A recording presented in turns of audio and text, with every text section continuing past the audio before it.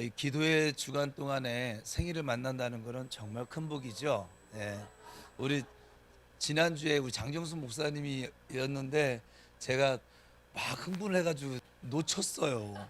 그래서 나중에 가서 따로 축하를 좀 더 해주긴 했는데 그래도 지금은 제가 안 놓쳤어요. 왜냐면 놓칠 수가 없어요. 뭐가 그렇게 뭐 예쁘장한 애들이 왔다 갔다 하니까 저기 왔네. 오늘 지난번에 놓친 사람들 같이 축하합시다. 우리 어, 우리 김은아 청년이 오늘 생일이에요. 우리 단톡방에서 이미 축하를 했지만 그래도 주 안에서 만났으니까 또 들고 있어요. 예쁘게. 자, 우리 생일 축하합니다. 두 번 할 거예요. 한 번은 우리 김은아 자매 위해서, 또 한 분은 장 목사님 지났어요. 지났지만 이제 안 그래도 안 와가지고 오늘 두 개 다 할 건데 같이 하겠습니다. 생일 축하합니다. 생일 축하합니다. 사랑하는 은하 자매 생일 축하합니다. 생일 축하합니다. 목사님 할 거요? 생일 축하합니다. 사랑하는 장 목사님 생일 축하합니다. 정말 축복하고 사랑합니다. 장 목사님은 지금 뜬금없이 일주일이 지났는데 그때 놓쳤으니까 지금 생각난 걸 어떻게 해요?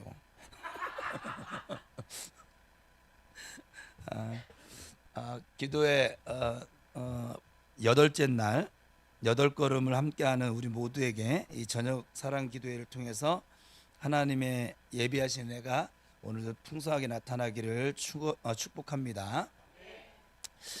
내일 모레죠. 지금 고난 주간인데 이 고난 주간 노트라 해서 나는 그걸 이렇게 다룰 줄 알았더니 지금 제가 예상한 것과는 좀 다르게 진행이 되고 있어서 도저히 안 되겠어요. 제가 마음이 불편해서. 그래서 돌아오는 금요일 날은 성금요일이기도 하고, 그래서 이 고난 주간의 예수님의 행적을 함께 이렇게 그리면서 함께 걸어보는 시간을 성금요일에는 가지도록 하겠습니다. 그리고 내일까지는 요 순서대로 내일은 순종의 기도가 되겠죠. 지금 1일차, 2일차, 3일차 오늘 돌아보는 기도인데, 오늘도 주님이 주신 은혜 가운데 우리가 돌아보는 기도를 할 수 있기를 축복합니다. 사순절은요, 우리가 막 바쁘게 살다가 속도를 늦추는 그런 절기, 그런 계절이에요. 더 정확하게 말하면 잠시 멈추어서서 내가 지금 제대로 가고 있나? 내가 지금 방향이 틀리지는 않았을까? 이렇게 묻는 그런 시간이기도 합니다. 그래서 이 기간 동안에 교회는 우리에게 사실 더 많은 일을 하라고 요구하지 않아요. 우리는 지금 새생명 전도 축제를 병행하고 있어서 그렇지만 전통적으로 이 사순절 기간에 오직 금식과 기도예요. 다른 거 하는 게 없어요. 말씀 묵상과 그리고 금식하는 것과 기도하는 것이거든요. 오히려 그리고 조용히 묻지요. 당신은 지금 어디를 향해 가고 있습니까?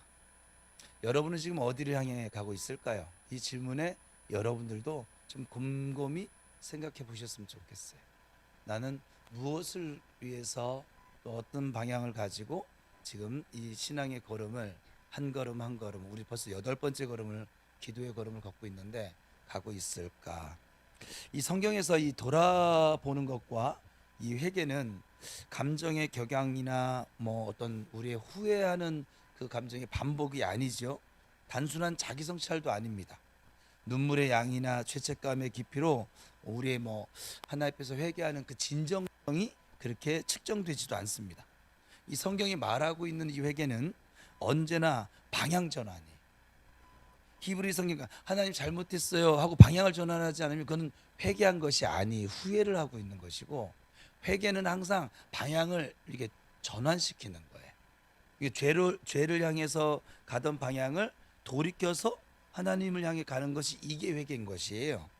이건 잘못을 인정하는 데서 멈추지 않고 그리고 하나님 향해 발걸음을 옮기는 일, 바로 그것이 회개라 이 말이에요. 시편 기자는 말을 하죠. 내가 내 행위를 생각하고, 여기서 생각하다라고 하는 말이 결코 가볍지 않아요.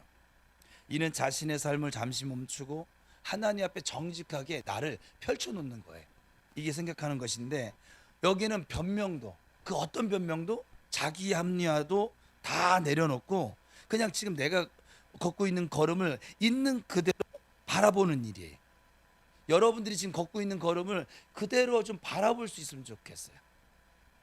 이걸 바라보지 않기 때문에 우리가 자꾸 곁길로 나가고 잘못된 길로 나가고 막 그러거든요. 신앙도 그래요. 나는 지금 바르게 한다라고 생각을 해요, 항상. 여러분들 그렇게 생각 안 하고 신앙생활 하는 사람이 있겠어요? 근데 내가 좀 떨어져서 그냥 있는 모습 그대로 놓고 보면 내 기도의 걸음은 바르게 가고 있나? 내 지금 헌신의 방향은 지금 예수님을 향하고 있나? 그냥 내가 좋아서 내 열심은 아닐까? 이런 걸 자꾸 그냥 있는 그대로 놓고 보는 거예요. 내가 지금 부르짖어 기도하고 있는데 이것이 내 어떤 뭐 토설도 괜찮다고 하긴 했으니까 그래도 지금 나의 기도가 믿음으로 하고 있는 기도일까? 아니면 내 욕심으로 하는 기도일까? 자꾸 이렇게 있는 그대로 놓고 보는 거예요. 사순절은 그런 시간들이라 이 말이에요. 그래서 내가 내 행위를 생각한다라고 하는 이 고백은 어찌 보면 앞에 있는 목사가 생각할 때는 용기가 좀 필요해요. 우리가 자꾸 왜 변명을 하고 왜 합리화를 시킬까요? 용기가 없어서 그래요. 왜냐하면 내가 보고 있는 나의 모습을 그대로 인정하는 순간 내가 그걸 감당할 자신이 없는 거예요. 내가 여태까지 교회 생활을 하면서 헌신했던 그 모든 헌신이 수포로 돌아가는 것 같은 그걸 내가 지금 감당해낼 그 용기가 없는 거예요. 제가 우리 성도들이 가끔가다 그래요. 지나온 이제 이렇게 지금 우리 교회에서 훈련 받으면서 여러분 지나온 그 신앙의 걸음들을 되돌아보니까 어때요? 엉터리였던 것도 많고 또 잘못된 길을 걸음을 내디뎠던 것도 많고 막 깨닫잖아요. 깨달으면서 어떤 분은 저한테 그러더라고요. 이 모든 시간이 전부 다 무용지물이 된 것 같대요. 그게 아니에요. 우리의 잘못된 걸음도 하나님은 합력시키셔서 선을 이루십니다. 제가 지금 여러분 앞에 이렇게 설교를 할 수 있는 건 저의 잘못된 걸음들 때문에 이런 설교가 나오는 거예요. 제가 바른 걸음만 계속 걸었잖아요.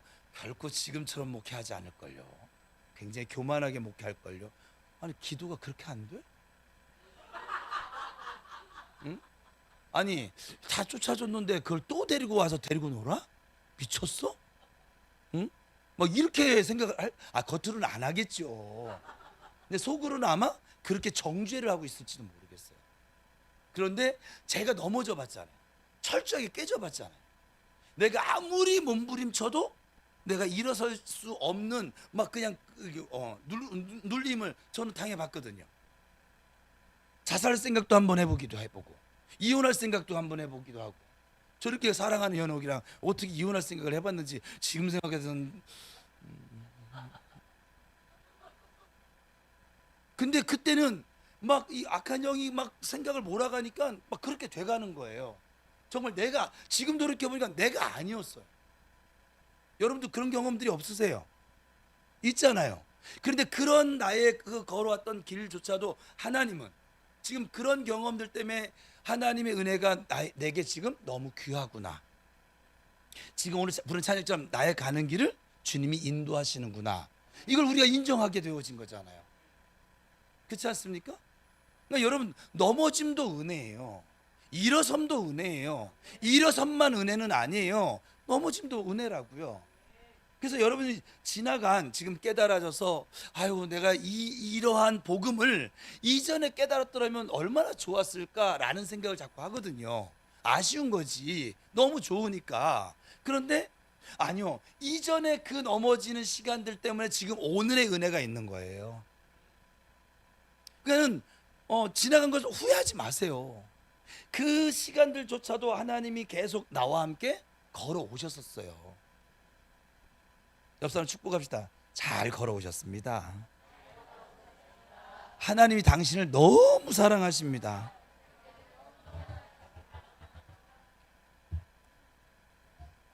그래서 여러분 이 시편 기자의 고백처럼 내가 내 행위를 생각한다 있는 모습 그대로 이렇게 우리가 인정하고 살펴보는 것은 대단한 믿음의 용기가 필요합니다. 저는 이렇게 상담을 하거나 대화를 나누다가 정말 끝까지 인정을 안 하고 합리화시킨 사람들 보면은 사실은 좀 답답하기는 해요. 그게 뭐라고? 내가 인정 안 한다고 그게 사실이 아닌 게 아니잖아요. 그렇죠? 저는요, 저에 대해서 지금도 저에 대해서 누군가 얘기를 했는데 내가 듣기 싫은 소리고 내가 인정되지 않는 소리야. 근데 이게 3명 이상이 얘기하잖아요. 저한테 똑같은 얘기로. 이들이 서로 짜지는 않았어. 서로 모르는 사람인데 3번 이상 들리잖아요. 하나님께서 말씀하셔도 마찬가지지만 사람이 똑같은 얘기를 제가 3번 들으면 아, 내 모습 속에 이런 모습이 있구나. 저는 인정을 해요.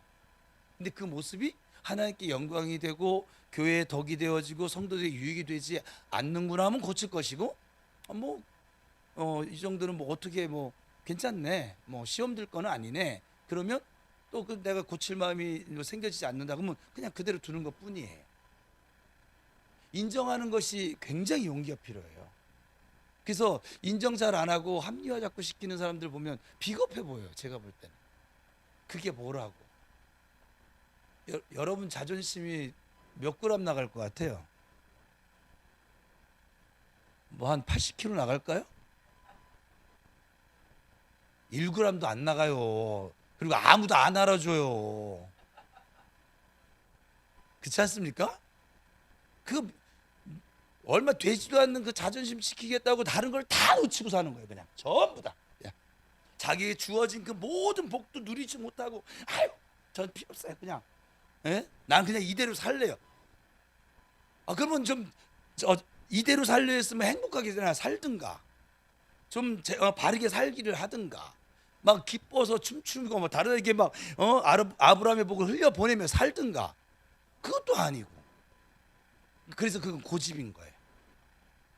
여러분, 내가 내 행위를 하나님 앞에서 그냥 바르게 있는 그대로, 있는 모습 그대로 그렇게 생각하고 볼 수 있다고 하는 것은 굉장한 믿음이에요. 이 돌아보는 믿음이 우리로 하여금 돌아보는 기도를, 욕심적인 기도가 아니라 돌아보는 기도를 낳게 만들 것이고, 그 돌아보는 기도가 우리를 점점 더 예수를 닮아가도록 이끌어 줄 줄로 믿습니다. 그래서 우리는 대개 자신의 삶을 깊이 들여다보는 일을 제가 만난 많은 사람들은 피하며 살아갑니다. 인정하기 싫어요.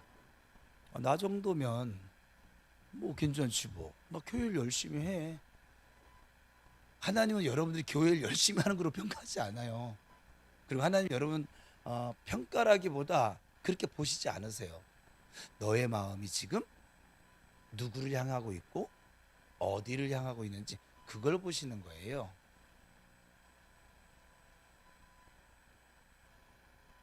좀 여러분들 지금 지금 드리는 말씀을 좀 깊이 자신에게 좀 적용시켜 봤으면 좋겠어요.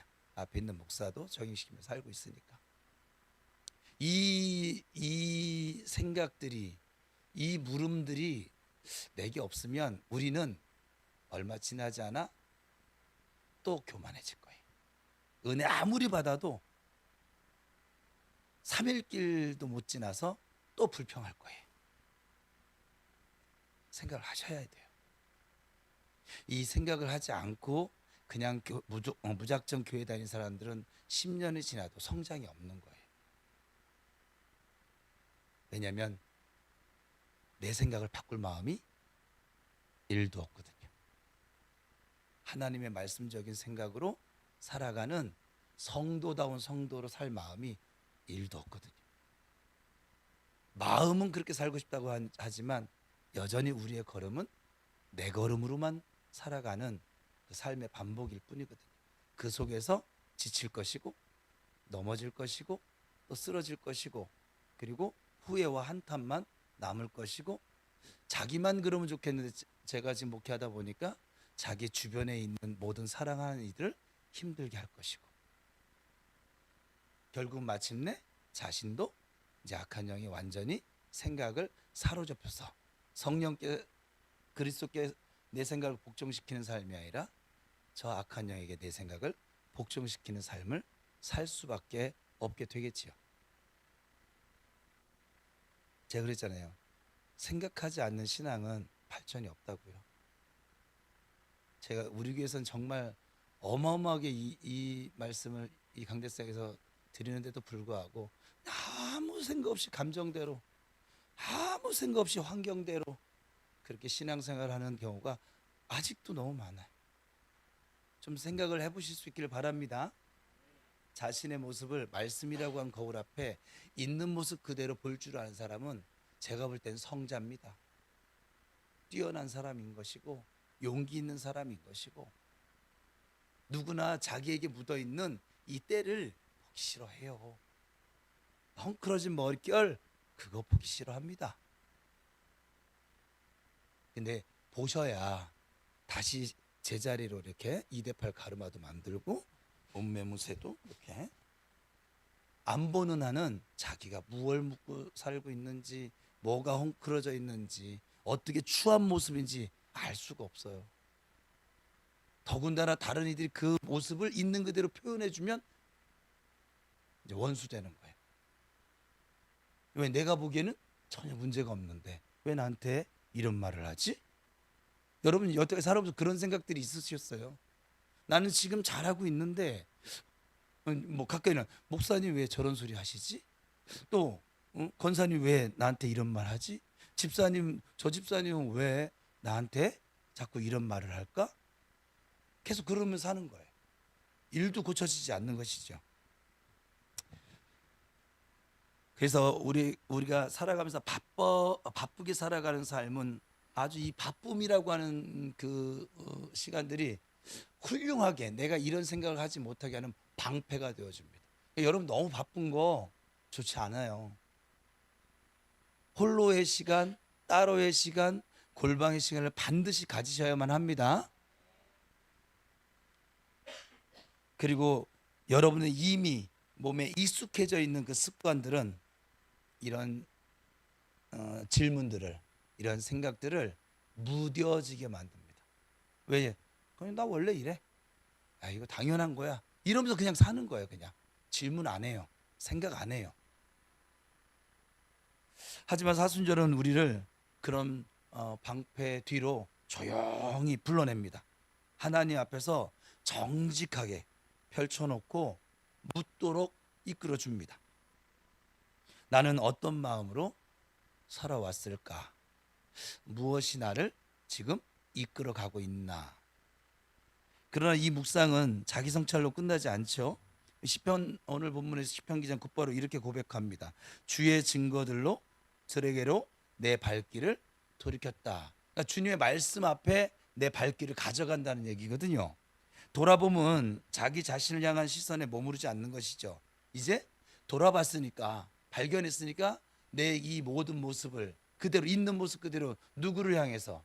하나님을 향해서 이렇게 전환시키는 것, 그것이 바로 돌아봄입니다.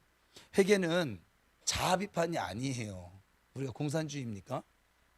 언제나 하나님 쪽으로, 말씀 쪽으로, 감사와 순종 쪽으로 우리의 발걸음을 옮기는 그런 결단을 포함하고 있는 것이지요. 61절입니다. 같이 읽어볼까요? 시작.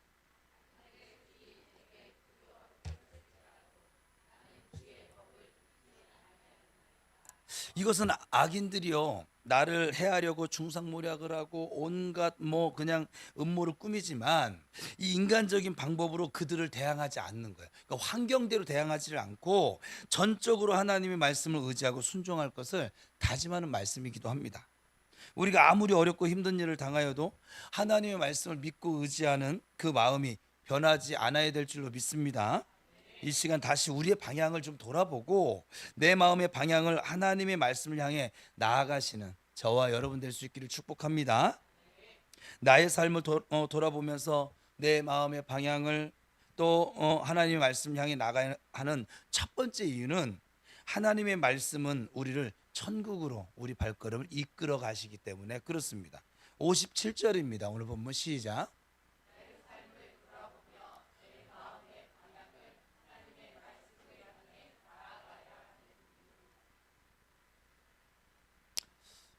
57절 말씀입니다.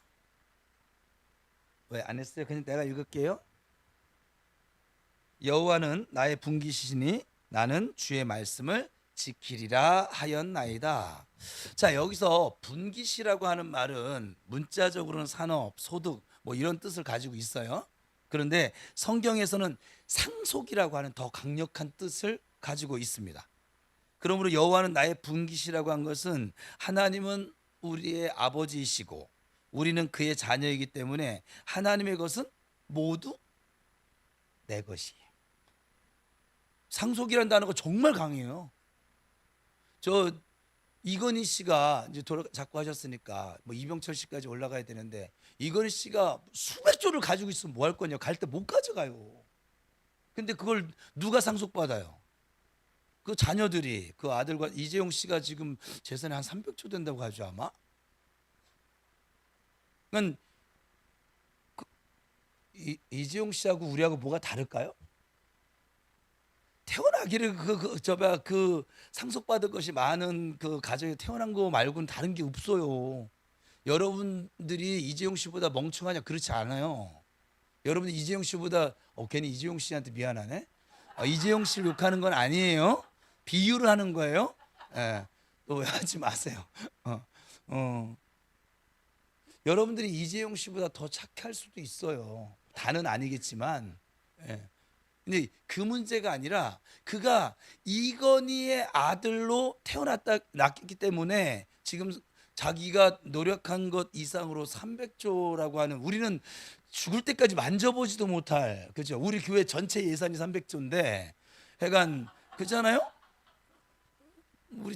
우리 제네시스가 300조잖아요. 우리 김종남 집사님 차는요 300조짜리예요. 여러분들은 뭐 안 믿기는지 모르겠지만 전 나중에 교회 어려워지면 저 제네시스 팔 거예요. 그래서 300조를 만들어서 전부 다 여러분들을 이렇게 여러분 이 상속이라고 하는 개념이요. 우리 하나님의 상속자라고 그렇게 바울 서신서에서 수도 없이 얘기하고 있는데, 이 상속은요. 내가 뭔 자격이 있어서도 뭐 노력을 해서 그것도 아니에요. 그냥 받는 거예요. 내게 주어지는 거예요. 그래서 나라에서도 우리나라 세금 중에 가장 비싼 게 상속세죠 아마? 그렇지 않습니까? 왜냐하면 불로소득이에요. 불로소득이라서 그래. 지금 세금이 비싼 그 어떤 거는 우리 로또 복권 맞으면 세금이 세거든요. 왜냐면 불로소득이라서. 불로소득은 아니지. 이렇게 방송도 보기도 하고 맞추기도 해야 되고 사기도 해야 되는데 완전 불로소득은 아니지만 약간 불로소득인 거, 상품으로 받은 건 세금이 무지하게 세요. 너 그거 공짜로 받았잖아. 그러니까 좀 사회화는 좀 시켜. 그 얘기거든요. 근데 이 상속이요 정말, 근데 여러분 이 세상의 모든 것이 우리 지난주에 하나님이 풍성한 대로 우리 모든 쓸 것을 채워주신다고 할 때 어땠어요? 금도 내 것이고 은도 내 것이고 산도 내 것이고 바다도 내 것이고 다 내 것이라는데 그 다 내 것인 그 아버지가 내 아버지잖아요. 이게 그 말이에요. 여호와는 나의 분깃이니 여호와의 것이 나의, 이게 아니에요. 여호와 자체가 나의 분깃이란 말이에요. 우리가 하나님의 자녀니까. 이 시편 기자가 굉장히 똑똑한 거예요. 그래서 나는 주님의 말씀을 지키고 상속받겠다는 거야. 그 상속받음을 누릴 수 있는 사람이 어떤 사람이야? 주님의 말씀을 지키는 사람. 여전히 지 마음대로 지 생각대로 사는 사람은 그 상속을 누릴 수가 없는 거예요. 옆에 사람 축복합시다.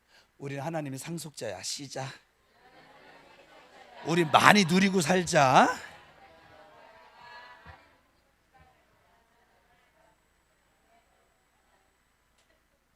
로마서 8장 17절입니다. 시작.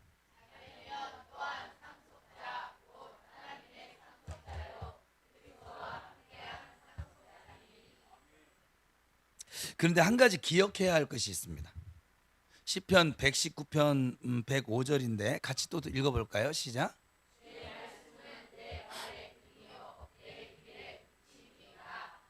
이것이 무엇을 말하냐면 성경이 가르쳐 주는 길을 따라가야 이 하나님의 나라를 상속받을 수 있다는 거잖아요. 이 하나님의 상속을 누릴 수 있다는 얘기잖아요. 그래서 57절에 나는 주의 말씀을 지키리라 하였나이다. 라고 고백을 하고 있는 것이죠. 그러니까 분명한 것은 예수 믿는 사람이라면 하나님의 말씀을 지키려고 합니다. 예수님께서 시험에 들지 않게 깨어 기도하라. 마음에는 원이로되 육신이 약하도다 라고 말씀하셨거든요. 이것은 하나님의 말씀을 나는 지키려고 하지만 내 힘과 능력으로는 이게 잘 된다 안 된다? 안 된다라고 하는 뜻이잖아요. 이것을 아는 사람은 그래서 나를 돌아보는 기도를 할 수밖에 없는 거예요. 내 힘으로 안 되니까. 그래서 58절에 이렇게 말씀합니다. 시작.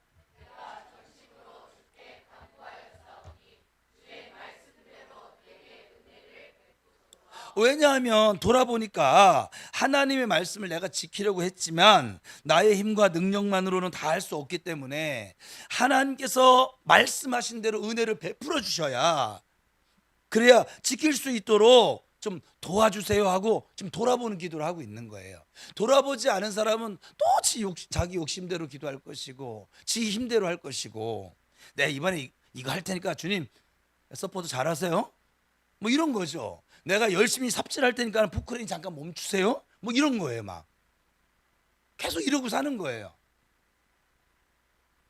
나의 삶을 돌아보면서 내 마음의 방향을 하나님의 말씀을 향해 나아가야 하는 두 번째 이유는, 하나님의 말씀은 하나님의 사람으로 온전하게 만들기 때문에 그렇습니다. 오늘 보면 59절에서 60절입니다. 시작.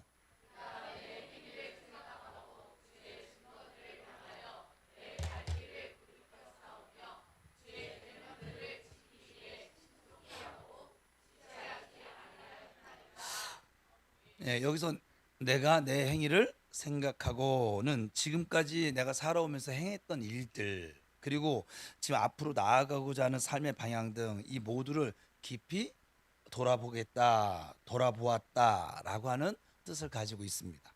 근데 지금까지 살아온 자신의 삶을 뒤돌아보니까 이대로 계속하면 안 되겠구나라고 하는 것을 깨닫고 하나님의 말씀의 길을 자신이 걸어갈 길로 삼고 즉시로 행동으로 옮겨서 순종을 하는 것이에요. 특별히 신속히 하고 지체하지 아니하였나이다라고 말씀하고 있는 것은 하나님의 말씀은 따지거나 인간적으로 계산하지 않고 신속하게 바로 순종했다는 뜻입니다. 이 순종은요, 제가 이제 예수를 믿고 지금까지 살아보니까 바로 하지 않으면 그리고 순종이 되질 않아요. 여러분들 경험했을지 모르겠지만 내일부터 기도해야지, 내일부터 기도가 안 돼요. 기도가 안 될 상황들이 무지하게 막 생겨지는 거예요. 그냥 나는 분명히 내일부터 기도해야지 내 믿음이었어요. 할 거였거든요. 근데 안 돼요. 순종은 바로 즉시여야 돼요. 오늘 말씀 들었어요. 깨달았어요. 바로 즉시 여러분들이 해보지 않으면 이 말씀도 또 그냥 날아가는 말씀이에요. 기도회 중에 한 말씀 나중에 기억도 안 나요. 그거 아세요? 여러분들이 지금 살아가면서 여러분의 삶의 말씀의 검으로 움직여지는 그 말씀들은 전부 다 여러분들이 순종해 봤던, 실험을 해 봤던 말씀들이에요. 근데 이것이 여러분들에게 지금 잘 안 되어지니까 제가 하가다를 시키는 이유가 뭐냐면, 그래도 2주 동안 하루에 1,400번씩 2주면은 14,000번이잖아요. 간단하게 계산하면 같은 말씀을 14,000번 하면은 아주 바보라도 이게 그냥 이렇게 툭 건들면 나오지 않을까요? 그죠? 아닐까요? 14,000번을 똑같이 계속 읊조렸는데 이 툭 건든데도 보라. 그다음에 이게 정목사 그걸 모르겠어? 막 광야의 강이었나? 사막의 길이었나? 막 이럴까요? 뭐 그래도 할 수는 없어요. 왜냐하면 말씀의 순종. 근데 여러분, 이 하가다보다 더 강력한 게 있는데 뭐냐면, 깨달아진 마음으로 기도를 하고 바로 순종해 보잖아요. 이 말씀은 잊혀지지가 않아요. 잊을 수가 없어요. 왜냐하면 내가 몸으로 귀로 듣던 하나님, 눈으로 본 하나님이 되어졌거든요. 이 말씀은 책 속에, 이 성경책에 갇혀져 있는 글씨가, 문자가 아니라 그냥 내 삶에 나와 동행하셨던 하나님 그 자체였거든요. 그래서 잊을 수가 없어요. 근데 이게 제일 좋은 방법인데 그게 안 되니까 하가다 하라는 거예요. 여러분이 성경 백독하는 것보다 성경 한 구절을 그대로 순종해 보는 게 훨씬 강력합니다. 제가 그것도 금요 성령 집회 때 나눴었잖아요. 마귀는 우리가 성경 백독하는 거 두려워하지 않아요. 성경 백독하는 걸 두려워했더라면 도올 김용옥이라는 사람은 저렇게 엉뚱한 짓거리를 하지 않았을 거예요. 성경을 많이 읽었거든요.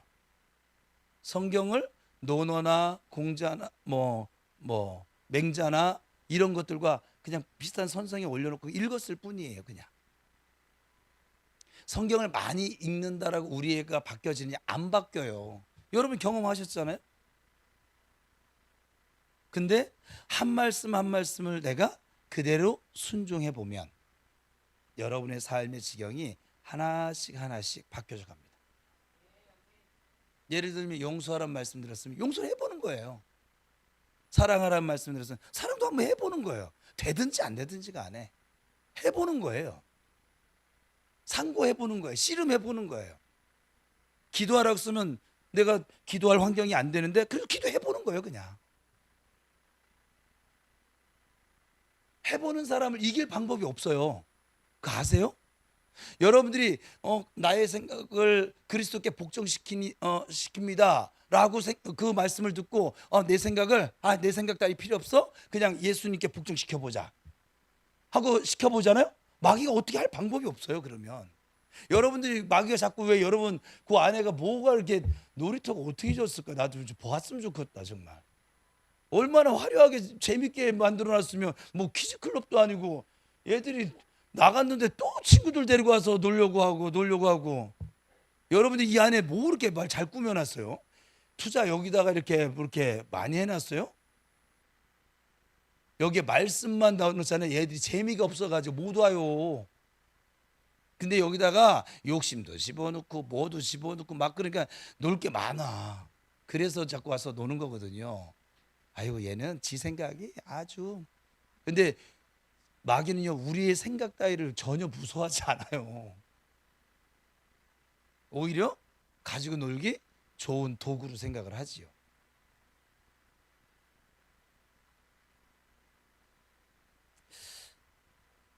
그래서 하나님은 창조주시고 우리는 피조물이기 때문에 이 하나님의 말씀 앞에 절대적으로 순종하는 것이 어찌 보면 당연합니다. 이 당연한 걸 우리가 안 하는 것뿐이지. 그러므로 나의 길이 하나님의 말씀과 일치하지 않는 부분이 있다면 사실은 즉시로 회개를 해야 될 것이고, 그리고 내가 가려던 길을 포기해야 될 것이고, 그리고 다시 말씀의 길로 나를 방향 전환시켜야 되거든요. 근데 제가 목회하다 보니 이런 사람은 100에 하나 1000에 하나 정도밖에 없더라. 바울이 왜 대단할까요? 바울은 나쁜 뜻도 아니에요. 아시아에 가서 복음 전하려고 준비를 했어요. 계획을 했어요. 그러니까 우리 식으로 얘기하면 중국어를 막 열심히 연습했어요. 중국 가서 선교하겠다고. 근데 하나님이 느닷없이 트는 거예요. 너 영국 가서 선교해. 그러면 우리 반응은 어떠냐? 첫 번째, 일단 마음에 안 들어요. 마음에 드세요? 마음에 안 들어요. 그 마음에 안 드는 걸 이제 합리화를 시키는 거예요. 이제 변명과 합리화로 일관하는데, 아니 하나님 안 간다는 소리는 안 해요. 우리 믿음이 있거든. 근데 하나님 신작 준비할 때 내가 중국어 준비할 때 내 마음을 바꿔서 그럼 영어를 준비시키지. 기껏 중국어 다 준비돼. 그럼 영어 지금부터 어떡하라고요? 저 영어 할 줄 몰라요. 가서 말을 할 줄 모르는데 가서 어떻게 선교하겠어요? 안 간다는 소리는 안 해요. 그리고 또 며칠 있다가 그렇게 기도를 했는데도 불구하고 내 마음이 편치 않거든요. 하나님 뜻이 아니니까. 아니 그러면 내가 애초에 계획할 때 내 생각이 주인이시니까 내가 계획할 때 애초에 영국을 점찍게 하셔가지고선 그렇게 계획하게 하시지. 내가 여기에 지금 공들인 시간이 얼만데 이 제사 안 간다는 소리는 안 해요, 여전히. 여러분 그러고 살아오셨어요. 제가 목회하면서 다 이래요. 아니, 짜증나네. 아니 내가 40일 작정을 기도를 했는데 기도 응답하신다면서요. 기도 이루어주신다면서요. 내 기도는 중국이라고요. 이제 화를 내기 시작해요. 그러면 여기서 좀 더 나가면 저 못해요. 안 할 거예요. 이제 불평하기 시작해요. 그리고 지 혼자 북치고 장구치다가 시험 들어요. 하나님 나 사랑하지 않아? 하나님 나 좋아하지도 않으시고 내 기도 듣지도 않으셔. 에휴 괜히 40일 했어. 잠만 못 자고 이게 뭐하는 짓거리인지 괜히 금식했어. 응? 내가 하나님 위해서 내가 그러다가 이제 따집니다. 이제 하나님을 향해서 항변하죠. 내가 하나님 위해서 얼마나 헌신을 했는데 얼마나 많이 노력을 했는데 어떻게 하나님 살아계시다면 나한테 이럴 수 있으세요? 그리고 하나님께 등 돌렸던 걸 우리는 돌이켜야 되는데 하나님이 향했던 걸 돌이켜요. 그리고 제가 할 길로 갑니다. 그런 우리를 위해서 하나님 그 제가 할 길로 가는 우리 양처럼 갈 길로 가는 우리를 다시 살리시려고 예수님이 십자가 달려 죽으신 거예요. 나는 안 그랬는데요. 거짓말 좀 그만하세요. 좀 돌아보시라고요.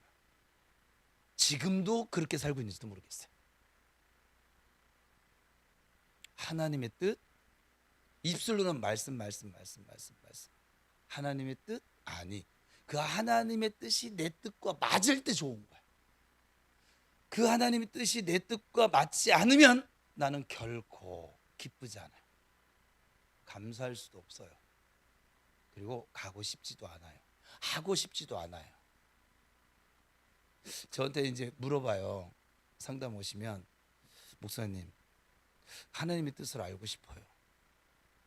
제가 지금 이번에 이런 일을 계획을 하고 있는데 이게 하나님 뜻일까요? 제가 이제 하도 당해서 기도를 해보세요. 기도했어요. 근데 잘 모르겠어요. 목사님 알려주세요. 내가 속으로 나도 모르겠어요. 당신이 모르겠는데 내가 어떻게 알겠습니까? 나도 당신하고 똑같은 사람인데. 그러고 싶은데 또 그럴 수가 없으니까 그래서 하나님께 묻고 그래서 하나님이 알려주시면 가가지고 하나님께서 그거 하지 말래요. 그게 당신의 길이 아니래요. 하나님이 당신에게 주려고 하는 복이 은혜가 아니래요. 그래서 그거 하지 말래요. 그러면 이분들이 어떻게 할 것 같아요? 할렐루야. 내 기도 응답하셨어. 난 안 갈 거야. 그럴 것 같으세요? 그러고도 갑니다. 근데 그러고 갔는데 손해를 안 봤어. 그러면요 이제는 와서 따집니다.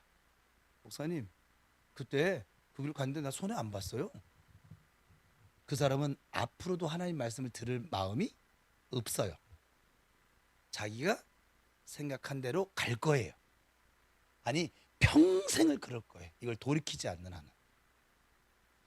그래서 하나님께 제가 다시 물었어요. 저도 민망하잖아요.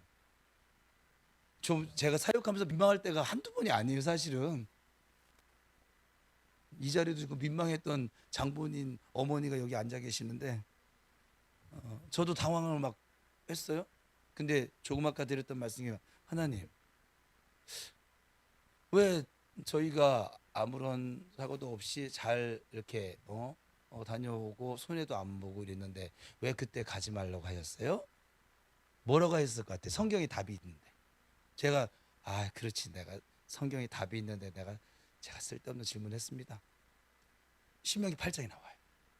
네가 내 말을 듣는지 아니 듣는지 그 일 자체가 중요치 않았어요. 네가 내 말을 듣는지 순종하는지 순종하지 않는지 그걸 보고 싶으셨던 거였어요. 하나님이 아브라함에게 이삭을 바치랍니다. 하나님이 왜 잡수실 재물이 없으셔가지고 살아있는 아들을, 약속의 아들을 바치라고 했을까요? 아니요.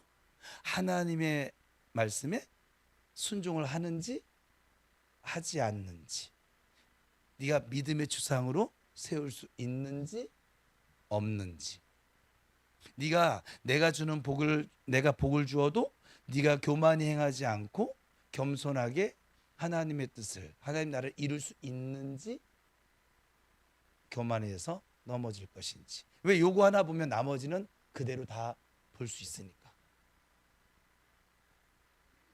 그래서 제가 지금 이제 상담할 때 좀 지혜가 생겼어요. 그걸 이런 경우를 2번 만났거든요. 지금 사역하면서 2번 정도 만났는데 그렇구나. 꼭 이것이 그에게 해가 되지 않아도 하나님이 이렇게 요구하실 때는 이유가 있는 것이었구나.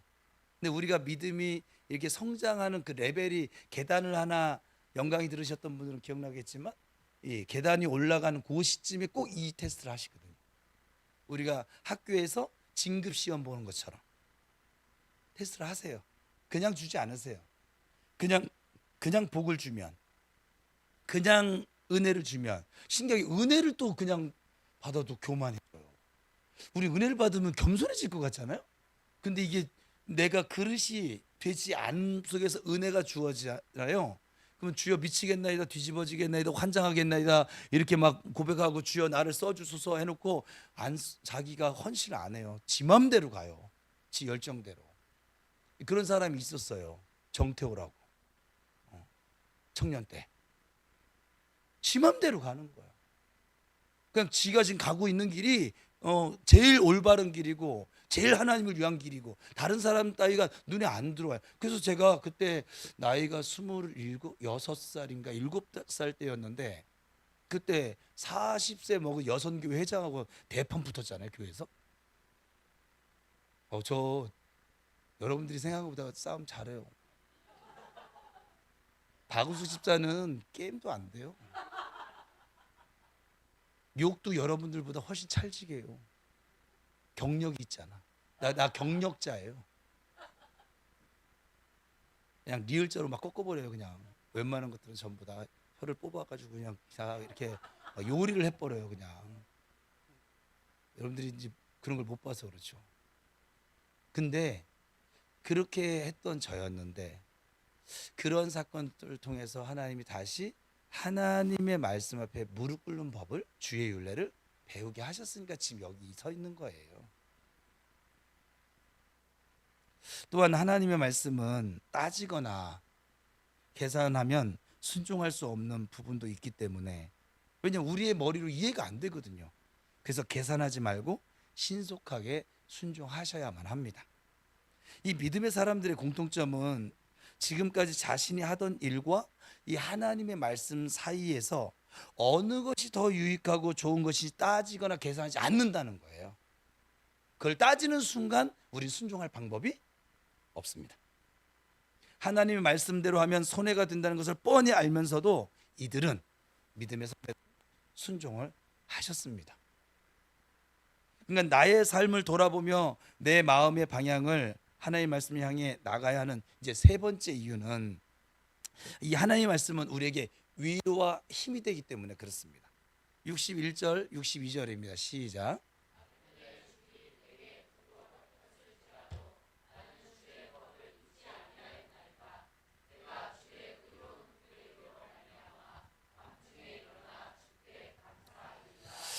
여기서 악인들의 줄은 의로운 사람, 즉 하나님의 말씀대로 살려고 하는 사람을 해하려고 하는 그 악인의 중상모략과 음모를 가리키는 좀 상징적인 표현이거든요. 그리고 밤중 고난, 환난 등을 상징하는 표현이기도 하고, 주의 의로운 규례는 하나님께서 반드시 의인은 구원하고 악인은 심판하신다고 약속하신 것을 뜻합니다.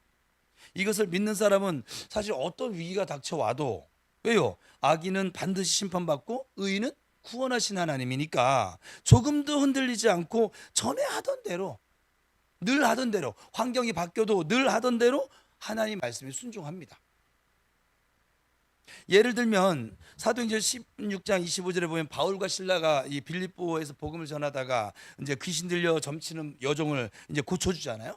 그 일로 인해서 감사를 받아야 되고 칭찬을 받아야 되는데 그러기는커녕 저 모진 매를 맞고 감옥에 갇히게 됩니다. 얼마나 억울합니까? 너무나 억울하고 속상한 일이 되지만 바울과 실라는 하나님의 의로운 그 규례, 하나님의 말씀을 또 하나님을 신뢰했기 때문에, 믿었기 때문에 원망하거나 불평하지 않습니다. 오히려 기도하고 하나님을 찬송합니다. 그게 기도하고 찬송할 일입니까? 그게 감사할 일일까요? 여기는 내가 볼 때 여러분 무시해서는 아니에요. 한 명도 없어요 지금. 왜냐면 감옥은 고사하고 내 살다가 뭐 불편한 일만 생겨도 벌써 이 얼굴이 목사님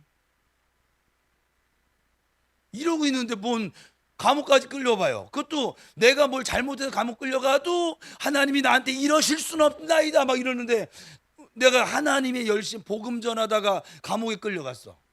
억울한 매를 맞았어. 거기 오 할렐루야. 내가 면회 갔더니 정 목사님 하나님 말씀은 틀린 법이 없어요. 오 정말 저 진짜 하나님 찬양해요. 감사합니다. 할렐루야. 누가 아멘이에요? 우리 교인 중에 꼭 이런 분 나오시길 축복합니다. 제가 그래 간증을 하지.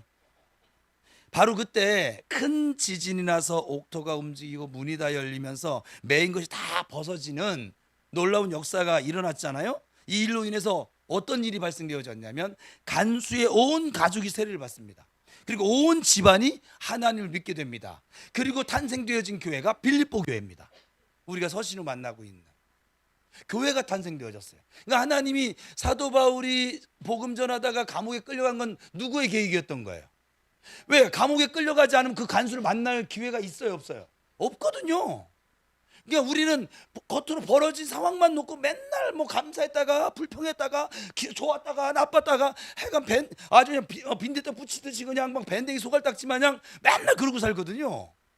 근데 하나님의 말씀을 정적으로 순종할 줄 아는 사람은 결코 그렇지 않아요.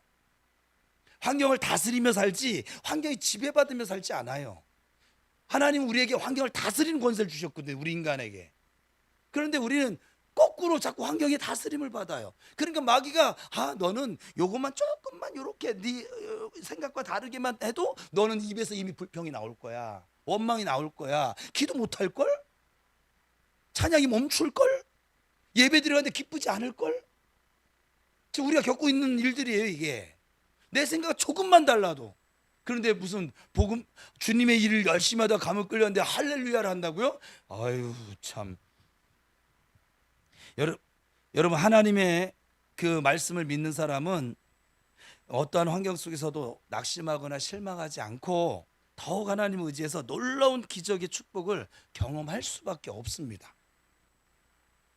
여러분 그렇게 되기를 축복합니다. 나의 삶을 돌아보면서 내 마음의 방향을 하나님의 말씀을 향해 나가야만 하는 네 번째 이유는 하나님의 말씀을 지키면 하나님과 친구처럼 살 수 있습니다. 오늘 본문 63절입니다. 시작.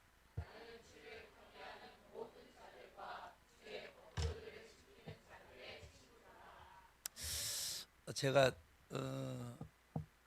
뭐 언제 나누게 될런지 모르겠는데 여러분 예수 안에 잘 노세요. 그게 신앙생활 잘하는 거예요.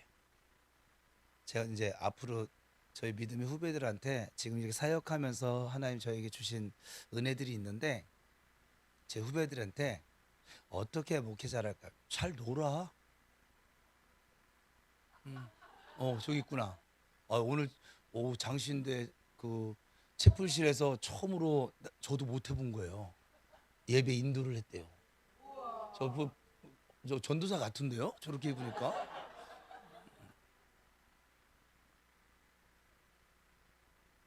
후배들한테 예수 안에서 그냥 잘 놀아. 잘 노는 게 목회 잘하는 거야.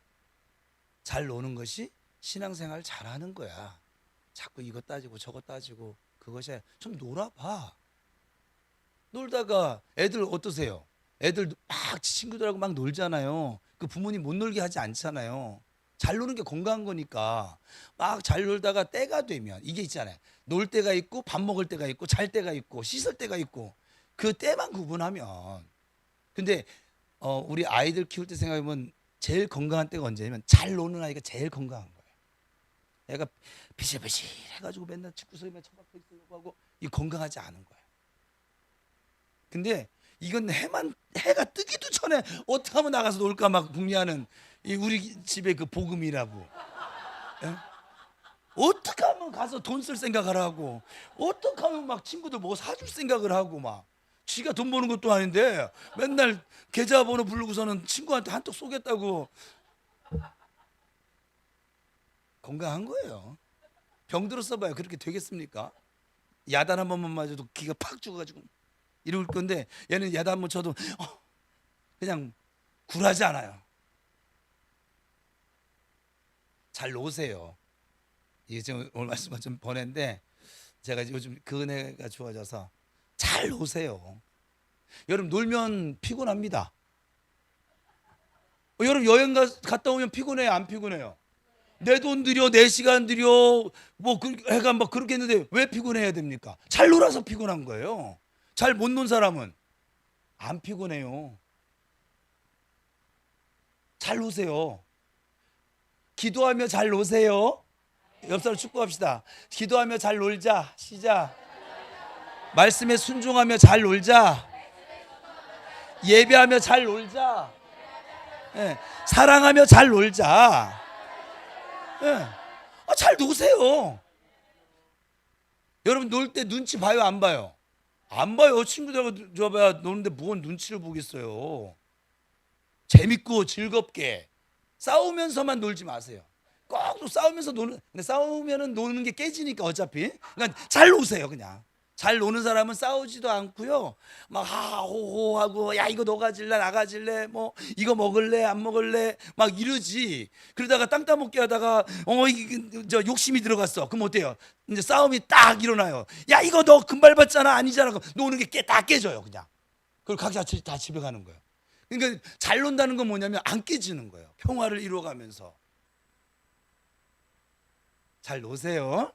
그리고 잘 노는 사람은요 얼굴이요 밝아요. 혈액순환도 잘 되죠. 건강합니다. 하나님 저보고 자꾸 잘 놀래요.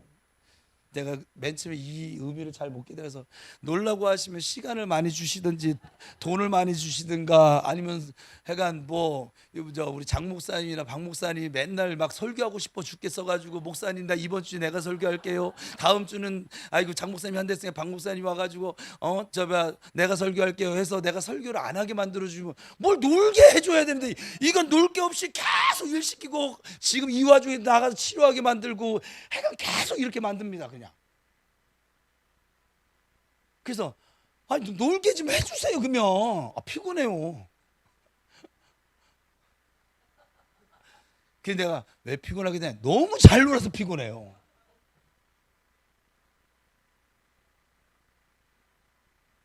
여기 친구라고 하는 말이 단순히 친하게 지내는 사이가 아니라 동일한 본질을 공유하는 그런 공동체로 운명을 같이 한다는 뜻으로 아주 매우 중요한 단어예요. 아브라함에게 하나님이 너는 나의 친구라 이렇게 말씀하시는데 주님은 우리의 친구세요. 아버지시면서 친구세요. 그래서 주님은 어떤 일적인 거로 자꾸 우리가 하나님께 찾아가는 것이 아니라 그냥 같이 사랑하며 놀기를 원하세요. 저보고 놀래요. 저 놀게 해주세요.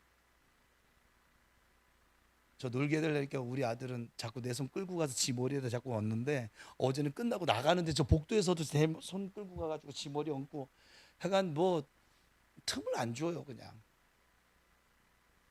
그다음 어제는 또 집에 방에 들어와서 12시 반까지 지 뭐 이제 신학교에서 사경회 때 은혜 받은 걸 이제야 이제 썰을 풀어가는데 피곤해요.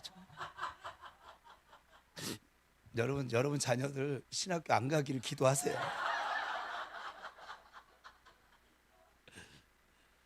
그래서 여러분 사람은 혼자 지내는 게 너무 약해요. 그런 연약한 존재거든요. 그래서 전도서 4장 10절에 이렇게 말씀하세요. 혹시 읽읍시다. 시작.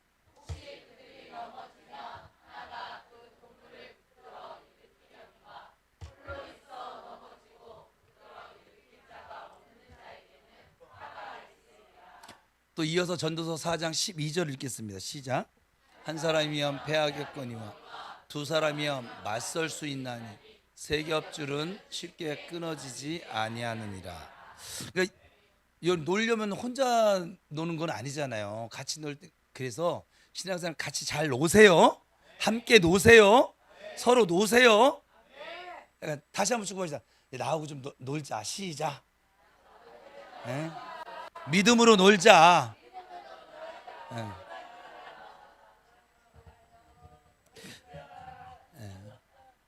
잘 노세요. 인상 쓰지 말고. 뭐 인상 써요 그렇게.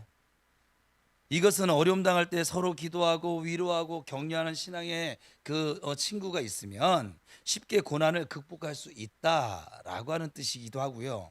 우리에게 지금 영적 훈련하니까 악한 영과의 전투에서 이길 수 있다라고 하는 얘기가 됩니다. 그래서 사람은 누구를 만나느냐에 따라서 그의 인생이 완전히 달라질 수 있지요. 제가 이번에 지금 청년부실에 있는 의자와 탁자를 가지고 예봉교회인데 조한국 목사님 섬기셨던 교회, 거기에는 커다란 현수막으로 1층 로비에 있는 거예요. 인생의 방향은 예수를 만나면 끝나고, 신앙의 방향은 예봉교회를 만나면 끝난다. 그래서 우리 교회 붙일 데 없나 현수막? 대부평 우리 교회인데. 아니 자기 교회 이름 써놓은 걸 처음 봤어요. 보통 좋은 교회를 만나면 끝난다 이렇게 되어 있는데, 그래서 그렇지? 그게 맞는 말이에요. 저 정도 프라이드는 예수 안에서 갖고 있어야지.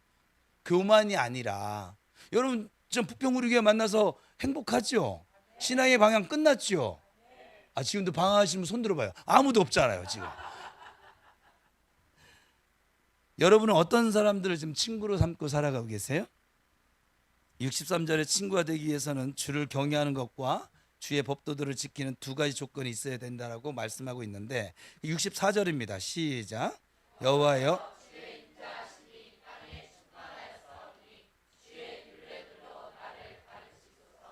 그러니까 사람은 죄인이기 때문에 하나님을 경외하고 하나님 말씀을 지킨다고 해도 결코 완전할 수는 없습니다. 그러나 만일 하나님의 공의로심만 있고 인자하신 은혜가 없다면 모든 사람들은 저나 여러분이나 모두 멸망하고 말았을 거예요. 그래서 하나님의 인자하심을 믿기 때문에 부족한 줄 알면서도 하나님의 말씀을 가르쳐 주셔서 내가 지키며 살 수 있도록 해달라고 지금 돌아보는 기도를 하고 있는 중입니다. 사실 이 돌아보는 것은 좀 느려요. 제가 해보니까 느린 작업이에요. 그러나 바로 이 느림 속에서 우리의 신앙은 점점 더 깊어져만 갑니다. 그것은 매일의 선택이고 반복되어지는 결단이기도 합니다. 사순절 동안 우리는 하루하루 이렇게 기도하기를 축복합니다. 같이 기도해 볼까요? 시작.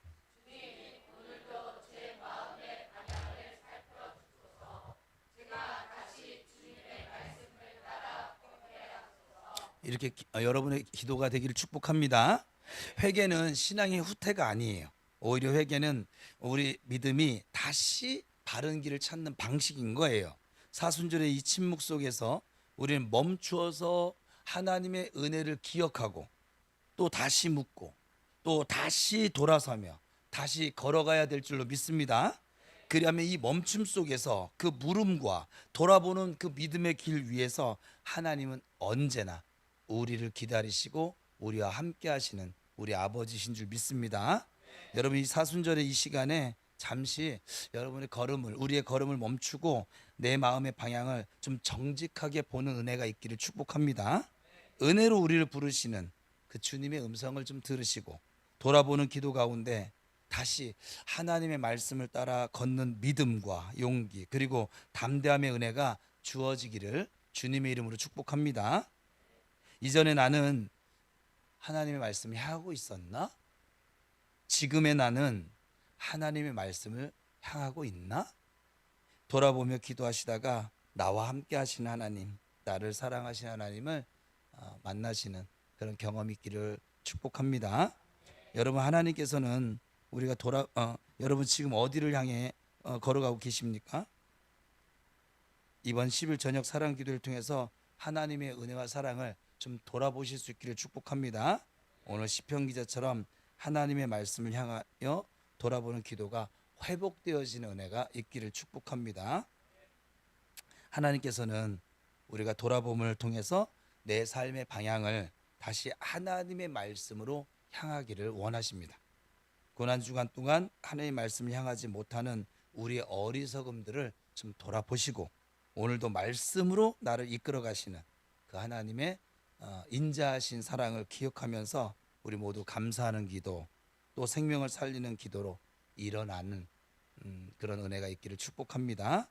여러분 모두에게 하나님의 은혜와 사랑이, 평강이 풍성하게 돌아보는 기도 가운데 나타나는 밤이 되기를 축복합니다. 기도하겠습니다.